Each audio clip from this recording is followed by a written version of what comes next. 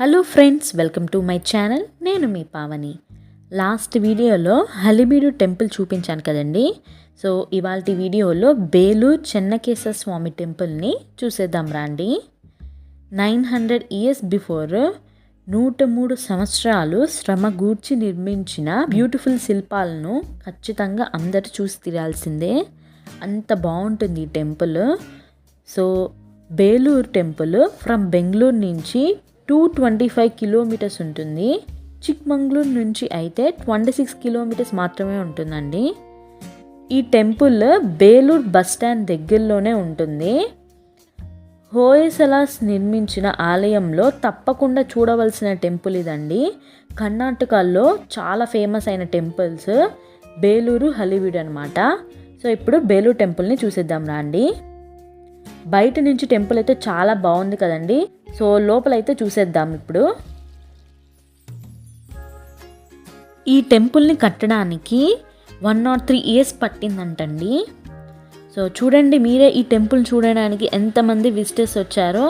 చాలా famous temple ఇది కర్ణాటకలో. మేము వెళ్ళినప్పుడు ఈవినింగ్ అయిపోయిందండి. సో క్లైమేట్ అయితే చాలా చల్లగా, కూల్గా, సూపర్గా ఉంది. ప్రశాంతంగా అనిపించిందండి ఈ టెంపుల్ విజిట్ చేసినప్పుడు.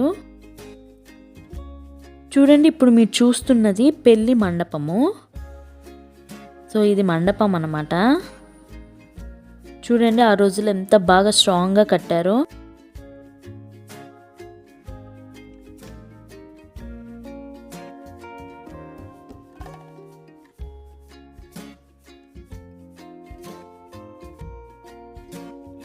ఈ టెంపుల్ని సోప్ స్టోన్తో నిర్మించారు. దీని ఇంపార్టెన్స్ ఏంటి అంటే, ఈ రాయి భూమిలో ఉన్నంత వరకు స్మూత్గా ఉంటుంది. బయటికి తీసేసిన కొంతకాలానికి గట్టిగా తయారవుతుంది. ఈ రాయికి ఉన్న ప్రత్యేకత వల్లే ఇంత అద్భుతమైన శిల్పాలు చెక్కగలిగారు. అప్పటి వాళ్ళు దీన్ని గుర్తించి కట్టడం చాలా గొప్ప విషయం కదా.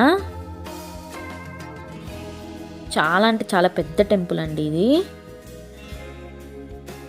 ఈ టెంపుల్ చూడడానికి ఒక్కరోజు సరిపోదు, అన్ని శిల్పాలు ఉంటాయన్నమాట. ఒక్కొక్క శిల్పము ఒక్కొక్క డిఫరెంట్ డిజైన్తో సూపర్గా ఉంటుందండి. రెండు కళ్ళు సరిపోవు చూడడానికి. చూడండి పెళ్లి మండపమే ఎంత పెద్దగా ఉందో, వస్తూనే ఉంది, చాలా పెద్దదండి. సో ఇంక టెంపుల్ విషయానికి వస్తే, ఈ టెంపుల్ని ఇంటర్లాకింగ్ టెక్నాలజీతో కట్టారండి. ఈ బ్లాక్స్కి ఒకదానితో ఒకటి ఇంటర్లింక్ చేసి వాటిని లాక్ చేస్తారు. ఏ సిమెంట్ కానీ, కాంక్రీట్ కానీ, ఎక్సెట్రా ఏ బాండింగ్ మెటీరియల్ ఏమీ యూజ్ చేయలేదు ఈ టెంపుల్ నిర్మించడానికి. మొత్తం రాయితో, చెప్పాను కదండి స్పెషల్ రాయి, ఆ రాయితో కట్టారు. చూడండి శిల్పాలు ఎంత అద్భుతంగా చెక్కారో. ప్రతి శిల్పము డిఫరెంట్ డిజైన్తో అద్భుతంగా ఉంది.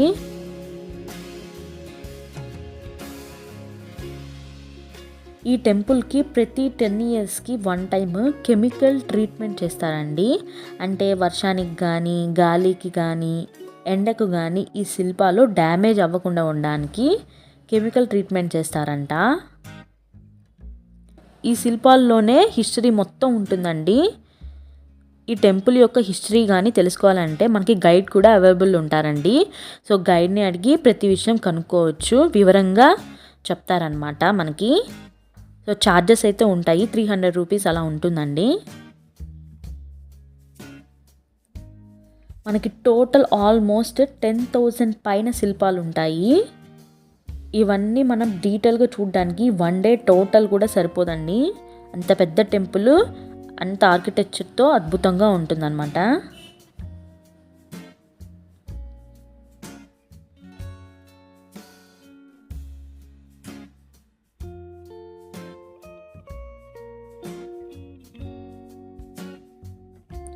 చూడండి అసలు 2 కళ్ళు సరిపోతున్నాయా, అంత బాగున్నాయి శిల్పాలు అయితే. ఇక్కడ చూడండి ఈ శిల్పానికి గ్యాప్స్ కూడా ఎంత బాగా ఇచ్చారో.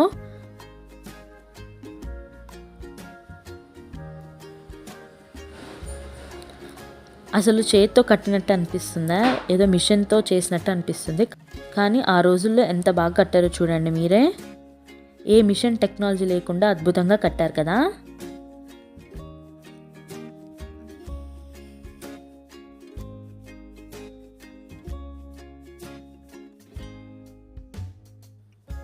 ఈ టెంపుల్ ఆర్కిటెక్చర్ కానీ శిల్పాలు కానీ అద్భుతంగా ఉంటాయి.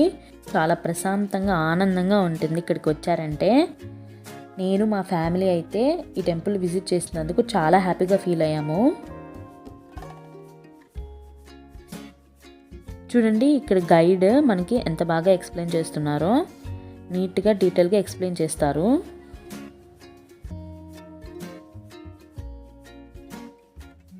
చూడండి ఇక్కడ చూడండి ప్రతి శిల్పానికి ప్రతి స్తంభానికి గ్యాప్స్ కూడా ఎంత బాగా ఉన్నాయో. సూపర్గా ఉంది కదా. టెంపుల్ లోపలికి కెమెరా అలో చేయలేదండి, సో బయట వరకు చూపిస్తున్నాము. టెంపుల్ లోపలైతే స్తంభాలు కానీ డిజైన్స్ కానీ చాలా చక్కగా అద్భుతంగా ఉన్నాయి. ఎటువంటి మిషన్ టెక్నాలజీ లేని ఆ రోజుల్లో ఎలా కట్టారా అని ఆశ్చర్యపోయాం మేమైతే. అంత బాగుందన్నమాట. లోపల మనకి 48 పిల్లర్స్ ఉన్నాయండి. చాలా ఎత్తుగా హైట్గా ఉంటాయి పిల్లర్స్ అయితే. అవి 48 ఉన్నాయన్నమాట పిల్లర్స్. అన్నీ కూడా డిఫరెంట్ డిజైన్స్తో పిల్లర్స్ కట్టారు. లోపల సీలింగ్ కానీ డిజైన్ కానీ చాలా అద్భుతంగా ఉంది. స్తంభాలు ప్రతి శిల్పాలు కానీ దాని వెనుకున్న స్టోరీ అయితే అద్భుతంగా ఉంటుంది.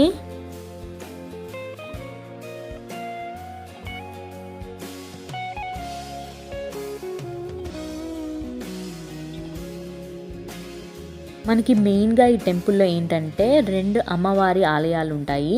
ఒకటి వచ్చేసి శ్రీదేవి ఆలయము, ఇంకోటి వచ్చేసి భూదేవి ఆలయము. మనం ఫస్ట్ చూసాం కదా కళ్యాణ మండపం, ఎదురుగా కనిపిస్తుంది అనమాట కళ్యాణ మండపము.